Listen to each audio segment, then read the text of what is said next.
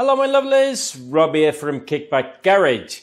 This video is all about Lambretta wiring for dummies.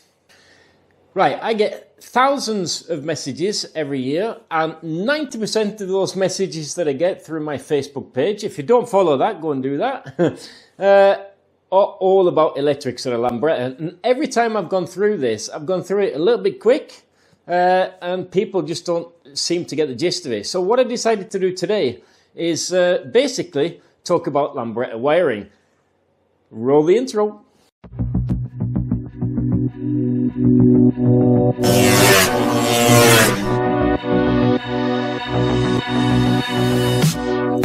Messing around with these cameras, batteries going flat. Markerte det med regn, alle sprang I lag og ville komme under tak. Ingen av oss merket at du hadde falt ifra. Hvorfor valgte du å dra? Hvem I faen kunne se den komme? Da høsten tok over, sa vi hadde bratt la oss sommer. So basically in this video, I'm going to run you through how I wire up my headset with a simple wiring loom.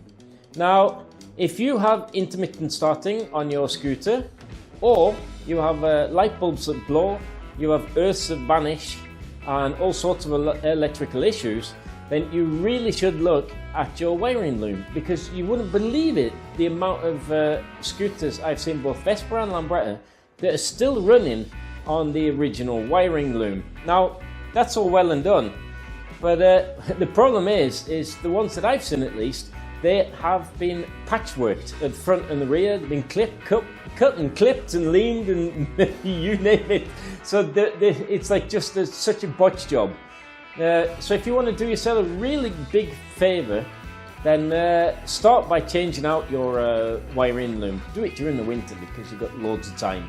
Now firstly, before I start talking about the wiring, I have to say, if this video is a little bit dark, that is because when I moved my studio light, my LED studio light, it died. So I haven't got a light. So if you want to support the channel and help me buy a new light, then go grab me a cup of coffee. Right. The nice thing about Innocenti is that when they make wiring looms, they make them with all nice, lots of pretty colours.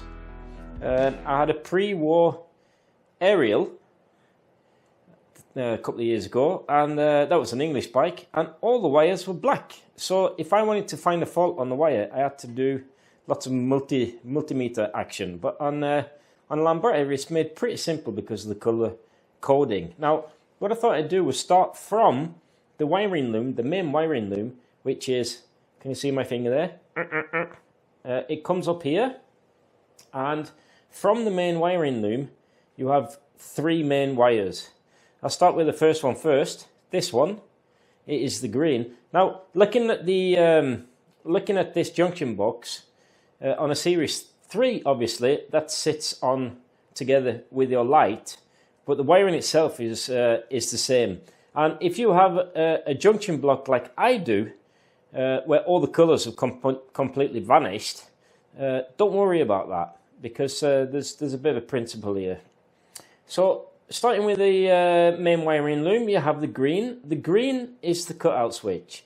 So if you do not have an ignition, I imagine most of the bikes in the UK have ignitions. None of mine have ignitions. It's really handy. It stops you having to faff around with all the wires that come out of the ignition as well. Because the principle here for me is, because I'm thick as a donut, I want to keep it as simple as possible so that I can understand what I've done when it comes to searching for faults. So the green is the cutout switch. It comes from the main wiring loom. And you find a place on the block, if you haven't got a green, where you connect the green that either goes to the cutout switch or the ignition. Now, if you're trying to find faults on your engine, it won't start. The first place to look is the green. And very often you can take out the green, and that eliminates your wiring loom. If it starts with the green out, then it's your wiring loom. So you have to try and chase the fault, because basically what the green does, I thought I'd go into a little bit of detail here. What the green does is, when that is earthed, that is what cuts out your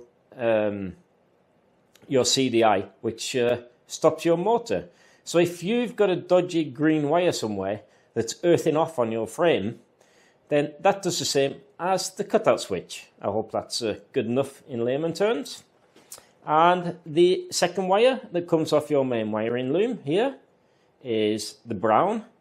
Now, contrary to what a lot of people think, the brown is actually the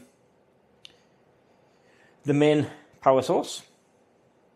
And you connect that to the other browns.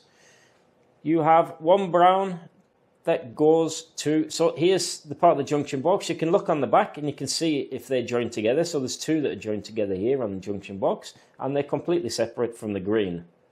Otherwise you'd be in big trouble. So I put these together in a random place where there's two holes that are joined together. And this one goes to the horn, and it goes to the switch. And then you have got the black wire that comes off the wiring loom, and that goes together with the black that is on your switch. Just 3 wires. It's really simple.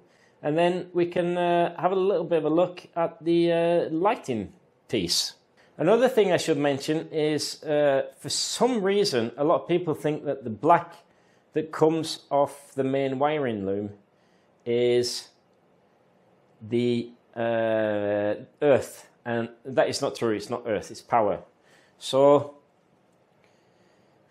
don't muddle those up. And actually I've got a really long film. If you've got loads of time, I'm going to pop it up here in the corner there, where Steve comes over and we have a bit of a chinwag, and I saw our electrics, and he has basically put his black wire to earth, which just shuts everything out. Now, on the switch, I set them so that, because in Norway we have a daytime running light law, so you've got like 100 clicks on the ignition. I can actually count, 1, 2, 3, you've got 3 clicks on there, and on the second click, you can start your scooter and then the lights don't come on, and on the third click, then all the lights come on. That's just the way I do it. I'm not going to tell you what the other wires are for, because I have actually no idea whatsoever. Yeah, I'm going to go through it a little bit. So on the light switch housing, can we move the camera, please, Rob? Because you have to be able to see. There we go. There we go. That's not too bad. It's a bit dark. I'm really sorry about that. So what I do is, let me just put that in there.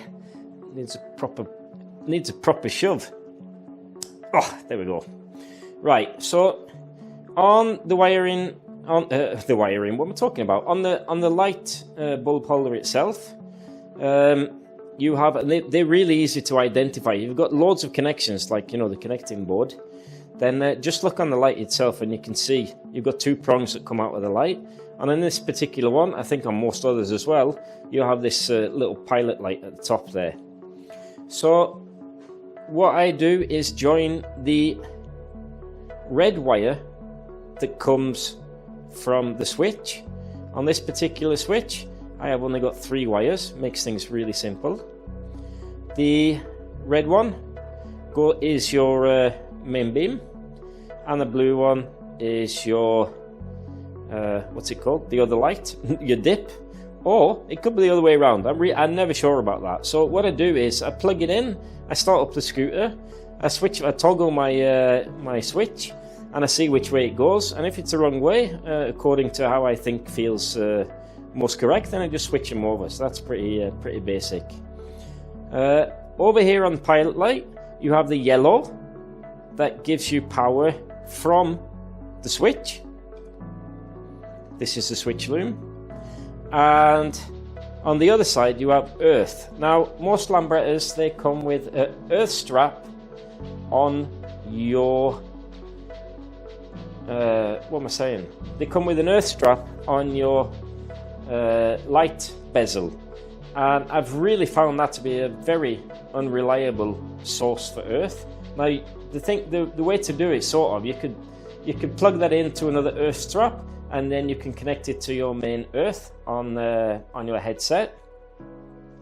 But that just gives a couple of connections extra that you really don't need, and it just, you know, the less connections you have, the better it is, because then you end up with less points that can fail.